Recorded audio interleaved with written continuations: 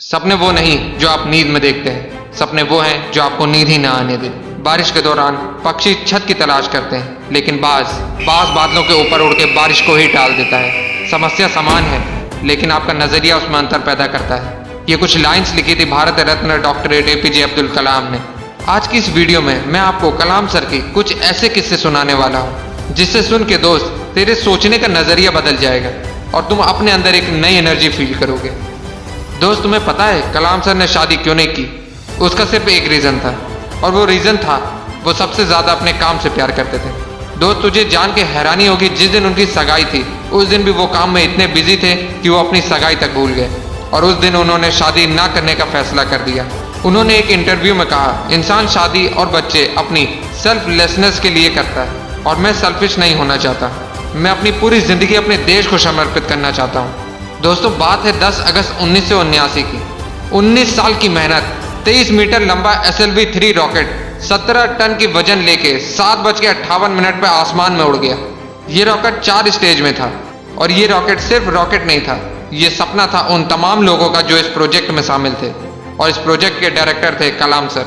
वो रॉकेट पहली स्टेज तो पार कर गया, लेकिन दूसरी स्टेज में जाने के बाद रॉकेट ने काम करना बंद कर दिया, और 317 सेकंड के बाद कलाम सर और उनके लोगों का सपना कचरा बन के श्रीहरिकोटा से 560 किलोमीटर दूर समंदर में जा गिरा। दोस्त, क्या हालत हुई होगी उस वक्त कलाम सर और उन बाकी सारे साथियों की, जब उन्होंने 19 साल की मेहनत, उनका सपना कुछ ही सेकंड में समुद्र में कचरा बन के बिखर गया। कलाम सर कहते थे कि उस वक्त अंदर से मैं इतना टूट गया था कि मैं बिस्तर में जाके घुस गया, मेरी आंखों से आंसू बहने लगे।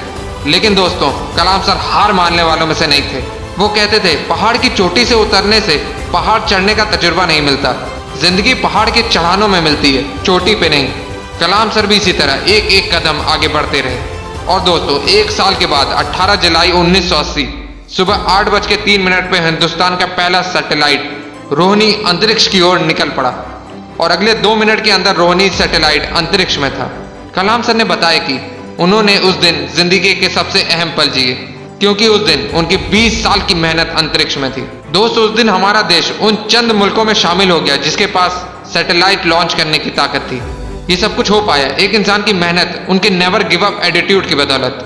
दोस्त, जब कलाम सर को राष्ट्रपति चुना गया तो उनका स्वागत जोरों शोरों से किया गया। राष्ट्रपति भवन को बहुत ही खूबसूरत तरीके से सजाया गया, लेकिन ये बहुत कम लोग जानते हैं कि जब कलाम सर वहां पहुंचे तो वो बस 2 सूटकेस लेके वहां पहुंचे। एक सूटकेस में कपड़े और दूसरे सूटकेस में किताबें।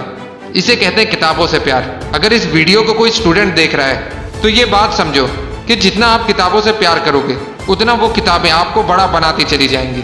ये किताबें ही थी जिन्होंने कलाम सर को इतना बड़ा बना दिया। दोस्त, मैंने कुछ लाइन पढ़ी थी जो कलाम सर के लिए लिखी गई है। था बंदा इस्लाम का पर वो कभी नहीं ऐठा करता था, जब भी चाहा संतों के चरणों में बैठा करता था।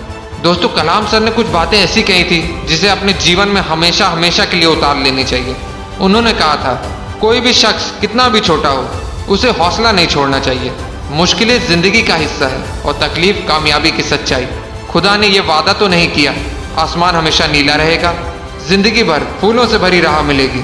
खुदा ने वादा तो नहीं किया सूरज होगा तो बादल नहीं होंगे, खुशी होगी तो गम नहीं होगा, सुकून होगा तो दर्द नहीं होगा। ये जिंदगी की सच्चाई है। अगर हम एक सांस लेंगे तो एक सांस छोड़नी पड़ेगी। अगर कुछ हासिल करना है तो कुछ खोना भी पड़ेगा दोस्त। इसलिए अगर सूरज की तरह चमकना चाहते हो तो सूरज की तरह जलना सीखो। दोस्त, कलाम सर ने तो कर दिखाया, इसलिए आज भी हम कलाम सर के बारे में बात कर रहे हैं। अगर तेरे अंदर भी वो आके कुछ कर दिखाने की, तो कसम खा तू अपने सपने को पाने के लिए हर हद पार करने के लिए तैयार है। और अपने सपनों को मोटिवेशनल फ्लाइट देने के लिए चैनल को सब्सक्राइब कर लेना। जय हिंद, जय भारत।